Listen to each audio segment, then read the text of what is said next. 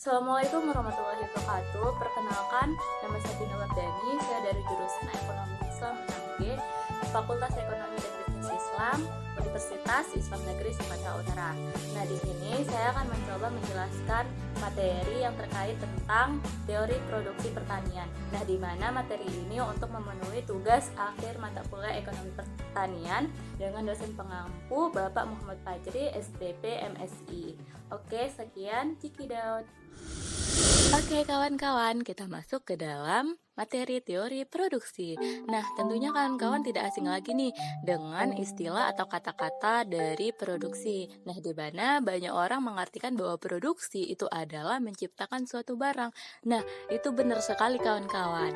Nah, jadi untuk lebih jelasnya bahwa produksi adalah suatu proses di mana barang dan jasa yang disebut input.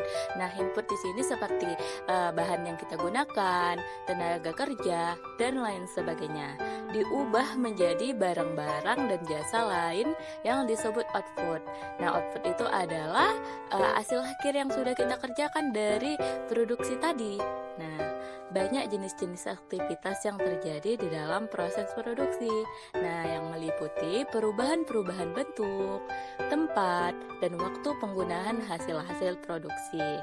Masing-masing perubahan-perubahan ini menyangkut penggunaan input untuk menghasilkan output yang diinginkan.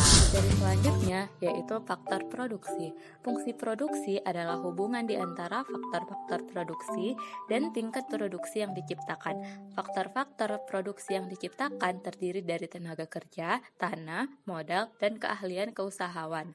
Dalam teori ekonomi, menganalisis mengenai produksi selalu dimisalkan bahwa 3 faktor produksi, tanah, modal, keahlian, keusahawan adalah tetap jumlahnya, sementara tenaga kerja yaitu tidak tetap jumlahnya. Adapun rumus dari produksi, hubungan antara faktor-faktor produksi dengan tingkat output yang dihasilkan apabila input yang digunakan adalah tenaga kerja, modal, dan kekayaan alam dapat dirumuskan melalui persamaan berikut ini. Nah, bisa kalian tengok di mana Q adalah output, K adalah input kapital, L adalah input tenaga kerja. Adapun fungsi produksi adalah hubungan fisik antara variabel yang dijelaskan Q dan variabel yang menjelaskan X. Variabel yang menjelaskan biasanya berupa output, yang menjelaskan biasanya berupa input. Secara matematis, hubungan ini dapat ditulis sebagai berikut. Nah, di mana Q adalah tingkat produksi atau output dipengaruhi oleh faktor X. X adalah berbagai input yang digunakan atau variabel yang mempengaruhi Q. Nah, tahukah kamu berbagai kombinasi input yang menghasilkan tingkat output? Yang sama digambarkan dalam kurva isoquen. Isoquen adalah kurva yang menunjukkan berbagai kombinasi input atau K dan L yang menghasilkan satu tingkat produksi tertentu. Nah, jadi ini adalah kurva produksi ya teman-teman.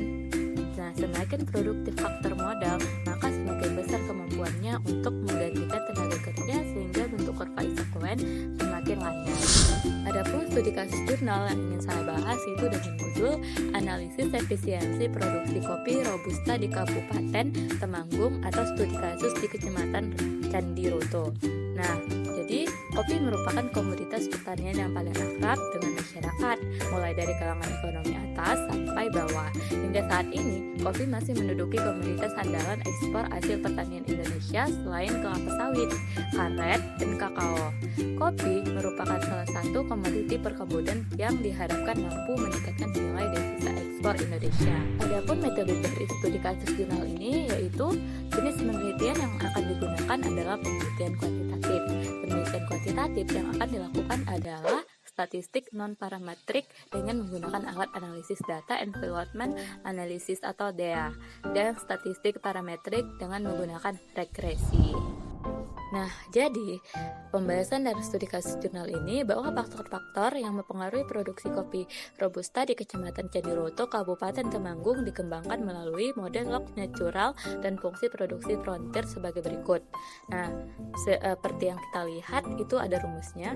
Nah, di mana Y sama dengan produksi kopi Robusta, X1 sama dengan luas lahan kopi, X2 jumlah tenaga kerja, X3 jumlah tanaman kopi, X4 penggunaan pupuk, X5 adalah umur tanaman kopi.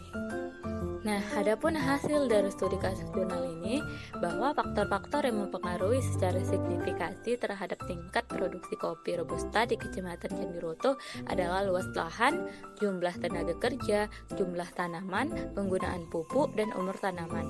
Hanya variabel umur tanaman kopi yang bertanda negatif terhadap tingkat produksi kopi robusta.